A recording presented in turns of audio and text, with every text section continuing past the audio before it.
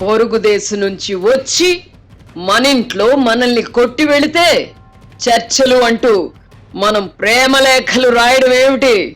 America వెళ్ళి అక్కడ మన మంత్రి మా మీద దాడి జరిగిందని ఏడ్చుకోవడం ఏమిటి? ఎవరికి ఎలా సమాధానం చెప్పాలో అలాగే చెప్పాలి. గుజరాత్ ముఖ్యమంత్రిగా ఉన్నప్పుడు ప్రస్తుత ప్రధానమంత్రి నరేంద్ర మోదీ ఒక టీవీ షోలో చేసిన వ్యాఖ్యలివి. అంతర్జాతీయ ఒత్తిళ్లను కూడా దృష్టిలో పెట్టుకోవాలిగా అని టీవీ వ్యాఖ్యాత అన్నప్పుడు 100 కోట్లకు పైగా జనాభా ఉన్న మన దేశంపై ఒత్తిళ్లేమిటి అని కూడా మోదీ బదులిచ్చారు. ఇప్పుడు దేశ ప్రధానిగా నరేంద్ర మోదీ దేశ భద్రతను తన చేతుల్లోకి తీసుకున్నారు. పెహల్గావ్లో ఉగ్రమూకలు కర్కశంగా దాడి చేసి 26 మందిని హతమార్చిన తర్వాత రగిలిపోయిన ప్రధాని పాకిస్తాన్ పై దాడికి త్రివిధ దళాలను సిద్ధం చేసి ప్రతి దాడులకు శ్రీకారం చుట్టారు. ఈ క్రమంలో ప్రధానమంత్రి వ్యవహరిస్తున్న తీరు ఇంట బయట ఆయన ప్రతిష్టను అమాంతం పెంచాయి. పెహల్గాంలో యాత్రికుల మతం తెలుసుకొని మరి పురుషులను మాత్రమే చంపి మన మహిళల పసుపు కుంకుమలను ఉగ్రవాదులు చేపేయడంతో దేశ ప్రజలందరూ ప్రతీకార వాంఛతో రగిలిపోయారు. పాకిస్తాన్ కు సరైన గుణపాఠం చెప్పాల్సిందేనని కశ్మీర్ నుంచి కన్యాకుమారి వరకు నినదించారు. దీంతో ఇదే అదనుగా భావించిన ప్రధానమంత్రి పాక్ పై ప్రారంభించిన ప్రతి దాడులకు ఆపరేషన్ సింధూర్ అని వ్యూహాత్మకంగా నామకరణం చేశారు. ఏ మహిళల నుదుటిపై సింధూరం తుడిచివేయబడుతుందో అదే సింధూరం పేరిట ఆపరేషన్ కు గ్రీన్ సిగ్నల్ ఇచ్చారు. ఆపరేషన్ కు సంబంధించిన సమాచారాన్ని ఎప్పటికప్పుడు మీడియాకు తెలియజేసే బాధ్యతను 2 మహిళా సైనికాధికారులకు అప్పగించారు. ప్రధాని మోదీ చతురతకు ఇది నిదర్శనం. పాకిస్తాన్ నుంచి వచ్చిన ఉగ్రవాదులు మత ప్రాతిపదికన మారణ హోమం సృష్టించడం ద్వారా మన దేశంలో ముస్లింలను ఆత్మరక్షణలో పడేయడంతో పాటు హిందువులను సంఘటితం చేశారు. ఫలితంగా ప్రధాని మోదీ అత్యంత శక్తిమంతుడిగా అవతరించారు. మాకు మోదీ ఉన్నారు అన్న ధీమాలో ఇప్పుడు దేశ ప్రజలున్నారు.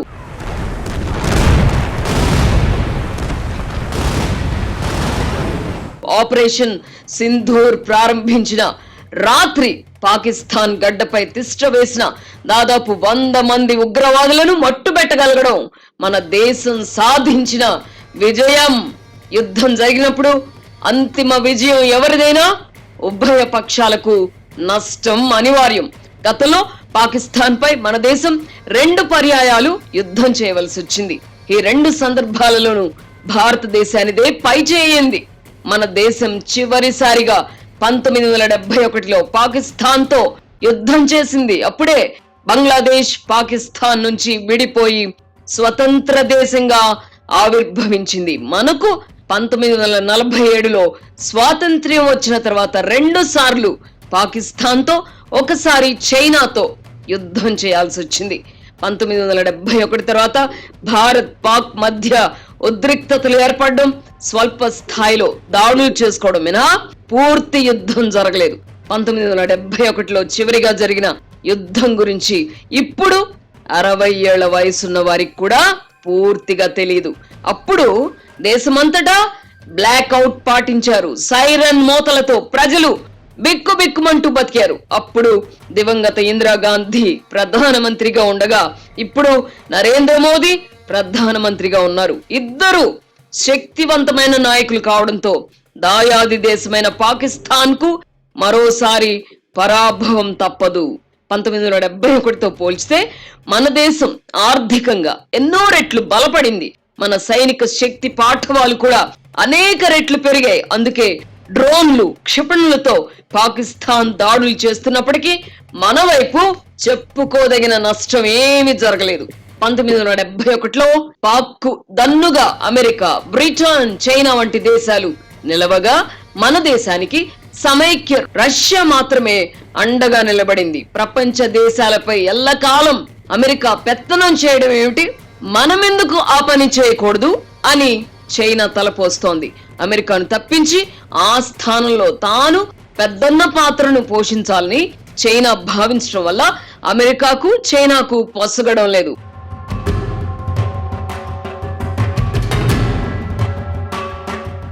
మరోవైపు భారతదేశం కూడా బలమైన ఆర్థిక శక్తిగా ఎదుగుతోంది. దీంతో భారత్ నుంచి ముప్పు తప్పదని భావించిన చైనా మనతో శత్రుత్వం పెంచుకుంటోంది. చైనాకు సామంత దేశంగా ఉండడానికి భారత్ ఎప్పటికీ అంగీకరించదు. ఈ కారణంగా చైనా వ్యూహాత్మకంగా పాకిస్తాన్ ను చేరదీస్తోంది. దాయాది దేశానికి వివిధ రూపాల్లో సహాయం చేస్తోంది. భవిష్యత్తులో చైనాతో తలపడాల్సి వస్తే భౌగోళికంగా పాక్ భూభాగం అమెరికాకు కావాలి. ఈ కారణంగా ఉగ్రవాదంపై తమది రాజీ లేని పోరు అంటూనే అమెరికా దొడ్డిదారిన పాకిస్తాన్ కు సహాయం చేస్తూ ఉంటుంది. ఈ నేపథ్యంలో సైనిక పరంగా అత్యంత శక్తివంతంగా ఉన్న రష్యా మాత్రమే మనకు అంతో ఇంతో అండగా నిలవచ్చు. పశ్చిమ దేశాలతో ఉన్న వైరం కారణంగా రష్యా కూడా చైనాకు పూర్తి వ్యతిరేకంగా వ్యవహరించే పరిస్థితి లేదు. ఈ కారణంగానే ఉగ్రవాదాన్ని పెంచి పోషిస్తున్న పాకిస్తాన్ కు ఆర్థిక సహాయం చేయవద్దని అంతర్జాతీయ ద్రవ్య నిధి సంస్థకు భారత్ విజ్ఞప్తి చేసిన శుక్రవారం నాడే $100 కోట్ల సహాయం అందించడానికి అంగీకారం తెలిపింది.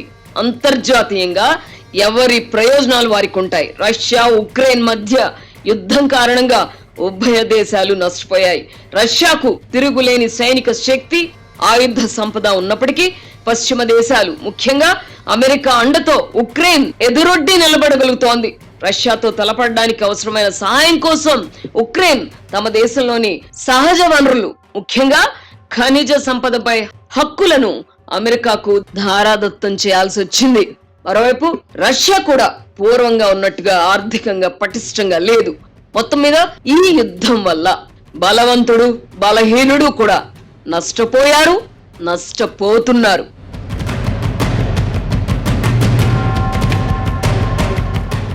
యుద్ధాలను భరించే స్థితిలో ప్రపంచ దేశాలు ఇప్పుడు లేవు. 5 దశాబ్దాల క్రితం పరిస్థితులు వేరు. అప్పుడు స్వేచ్ఛా వాణిజ్య ఒప్పందాలు కూడా లేవు.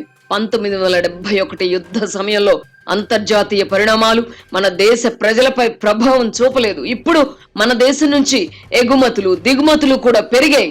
అమెరికా అధ్యక్షుడిగా ట్రంప్ 2వ పర్యాయం బాధ్యతలు చేపట్టిన తర్వాత వివిధ దేశాలపై సుంకాలను పెంచడంతో ప్రపంచ దేశాలు అల్లాడిపోయాయి. ప్రపంచీకరణ ఫలితం ఇది. గతంలో ఉంటే తినేవాళ్ళం, లేకుంటే పస్తులుండేవాళ్ళం. ఇప్పుడు పరిస్థితి వేరు. అలా అని పాకిస్తాన్ కు గుణపాఠం చెప్పకుండా ఉండలేం. మన దేశంతో యుద్ధం చేసి నెగ్గలేని పాకిస్తాన్ ఉగ్ర మూకలను పెంచి పోషించి మన పైకి ఉసిగొలుపుతోంది. కశ్మీర్ అందాలను ఆస్వాదించడానికి వెళ్లిన పర్యాటకులను వారి భార్యల కళ్ళెదుటే కాల్చి చంపిన ఉగ్రవాదులకు ఆశ్రయం ఇవ్వడం ద్వారా మన దేశాన్ని పాకిస్తానే యుద్ధ రంగంలోకి లాగింది. కుల మతాలతో సంబంధం లేకుండా దేశ ప్రజల భావోద్వేగాలు పతాక స్థాయికి చేరుకున్నాయి. ఉగ్రవాదులను పెంచి పోషిస్తున్న పాకిస్తాన్ కూడా బావుకుంటుంది ఏమీ లేదు. పాముకు పాలు పోసి పెంచితే అది ఏదో ఒక రోజు మనల్నే కాటేస్తుంది. పాకిస్తాన్ కు కూడా ఈ పరిస్థితి ఎదురవుతోంది. భారత్ తో చేసిన యుద్ధాల వల్ల బంగ్లాదేశ్ పేరిట తమ భూభాగాన్ని కోల్పోవలసి రావడంపై పాక్ ప్రజలకు మన దేశంపై కోపం ఉంది. దీన్ని ఆసరాగా తీసుకుని ఉగ్ర సంస్థలు పుట్టుకొచ్చాయి. భారత్ తో నేరుగా తలపడి నెగ్గే పరిస్థితి లేనందున ఉగ్ర మూకల ద్వారా మన దేశంలో అలజడులు సృష్టించే ప్రయత్నం పాకిస్తాన్ చేస్తోంది. ఈ క్రమంలో పాక్ లో తిష్ట వేసిన ఉగ్రవాదులు మరింత శక్తిమంతులుగా మారారు. పాకిస్తాన్ గూఢచార సంస్థ ISI ద్వారా ఉగ్రవాదులకు శిక్షణ ఇస్తున్నారు. ఫలితంగా పాక్ మిలిటరీకి ఉగ్రవాద సంస్థలకు మధ్య విడదీయరాని బంధం ఏర్పడింది.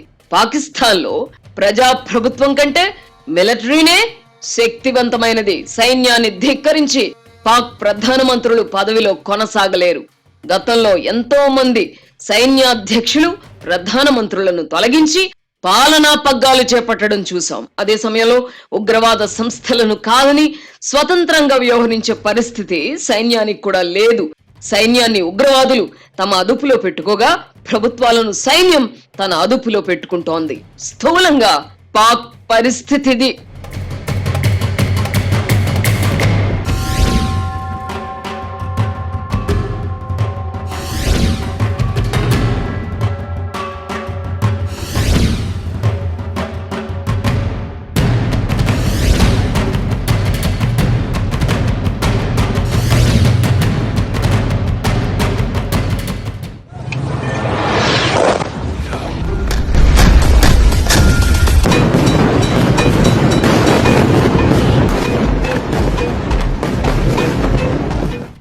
తాము శత్రుదేశంగా పరిగణించే భారత్ ను ఏదో చేయాలన్న దుగ్ధతో పాకిస్తాన్ తన తల కొరివిని తానే పెట్టుకుంటోంది. ప్రపంచ దేశాలు ముఖ్యంగా భారత్ కోరుకుంటున్నట్టు ఉగ్రవాదులకు సహాయ సహకారాలను నిలిపివేసే పరిస్థితి పాక్ ప్రభుత్వాలకు ఉందా అంటే లేదు అనే చెప్పాలి. ఉగ్రవాదులను కట్టడి చేయాలనుకుంటే ఆ ప్రభుత్వాలకు మనుగడ ఉండదు. కొన్ని దశాబ్దాలుగా పాకిస్తాన్ లో ఇదే పరిస్థితి ఉంది. ఫలితంగా పాకిస్తాన్ అన్ని విధాలుగా కొనారిల్లుతోంది. ఆ దేశం ఆర్థికంగా దివాలా అంచున ఉంది. బయట నుంచి ఆర్థిక సాయం అందని పక్షంలో పాక్ కుప్పకూలిపోతుంది. అయినా ఉగ్రవాదులను ధిక్కరించలేని స్థితి. మన దేశంలో సైన్యం ఏ నిర్ణయం తీసుకోవాలన్నా ప్రధానమంత్రి అనుమతి తప్పనిసరి. ప్రధాని మోదీ అనుమతితోనే ఆపరేషన్ సింధూర్ మొదలు పెట్టారు. ఇప్పుడు పాకిస్తాన్ కూడా మన దేశంతో తలపడడానికి సిద్ధపడింది. ఈ నిర్ణయం ఆ దేశంలోని ప్రజాప్రభుత్వాలదని చెప్పలేం. ఉగ్రవాదులు ఆదేశిస్తారు, సైన్యం పాటిస్తుంది.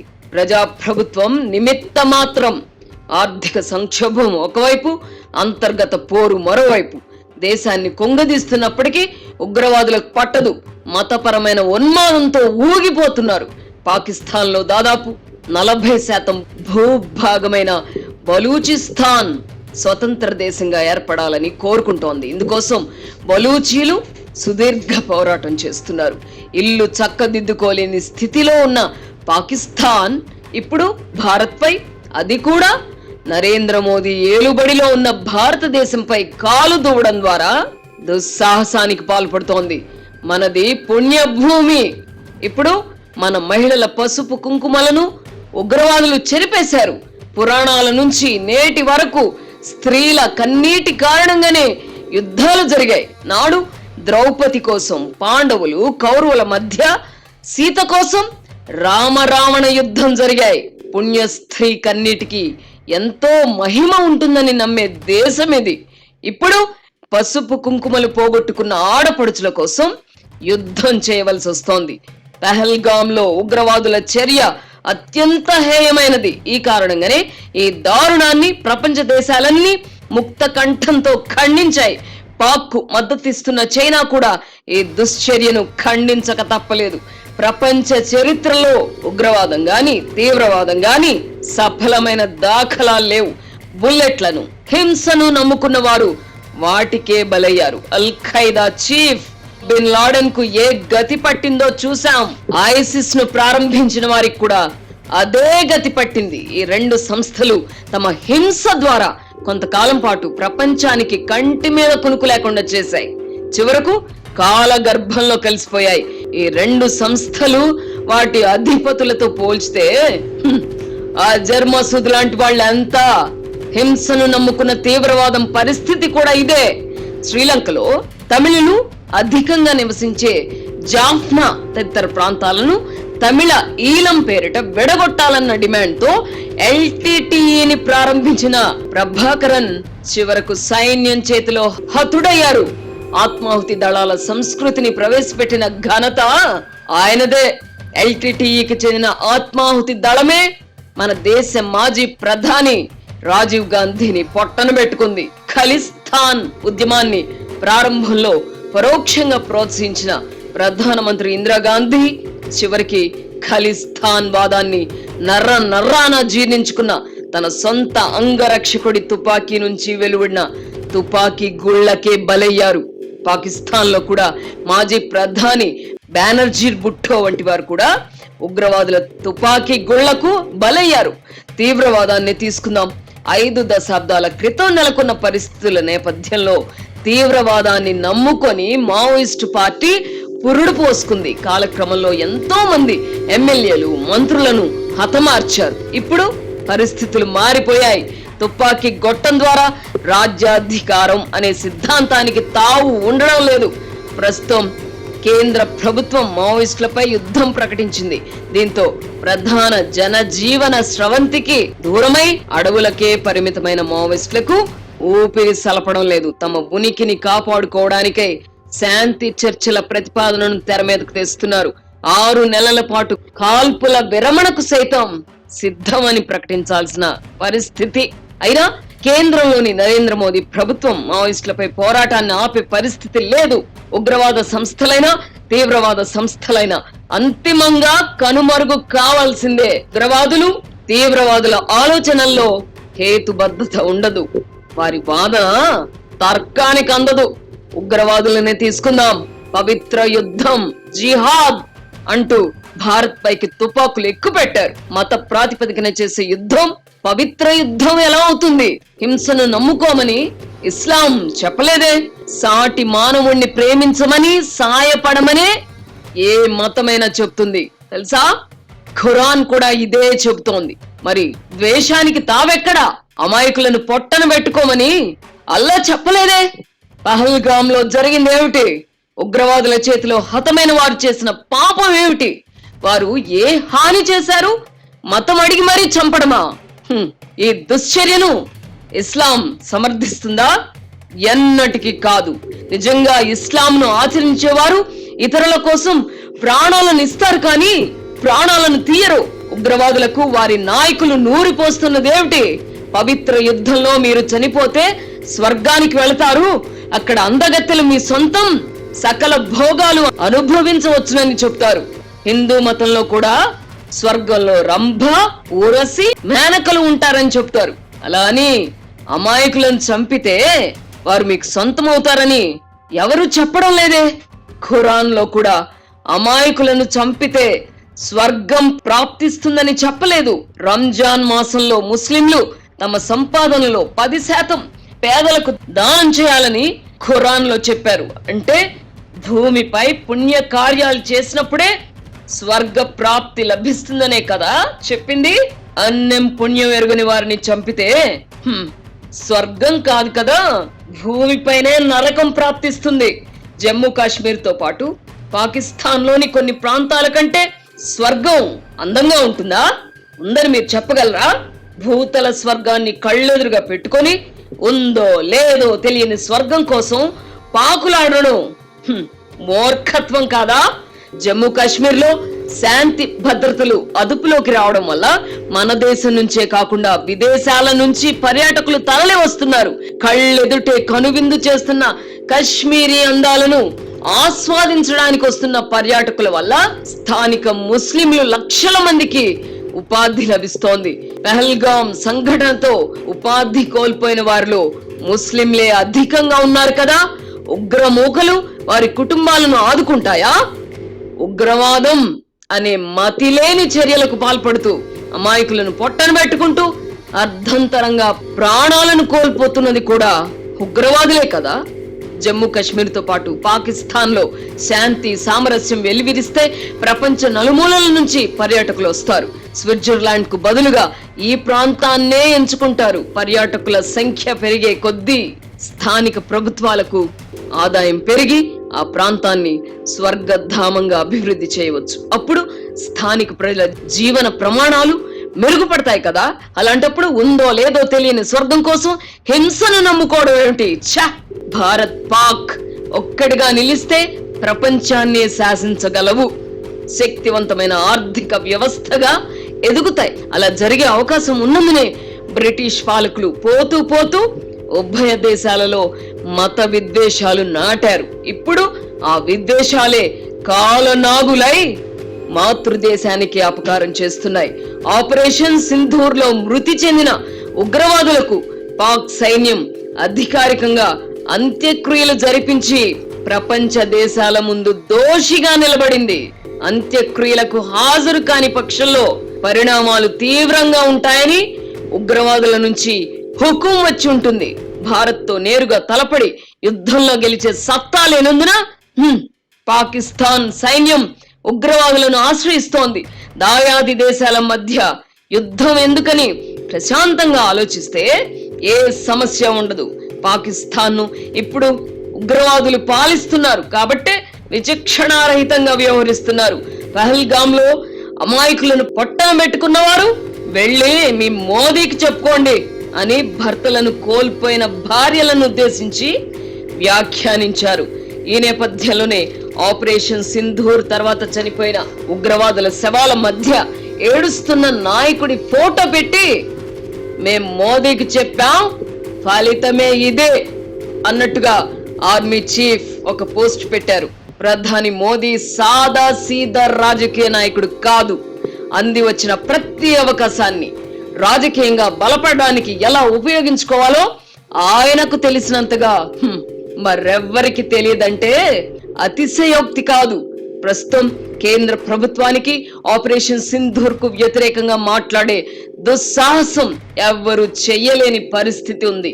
ఇప్పుడు పాక్ పీచం అణర్చడం ద్వారా అంతర్జాతీయంగా కూడా మోదీ కీర్తి ప్రతిష్టలు మరింత పెరిగే అవకాశం ఉంది.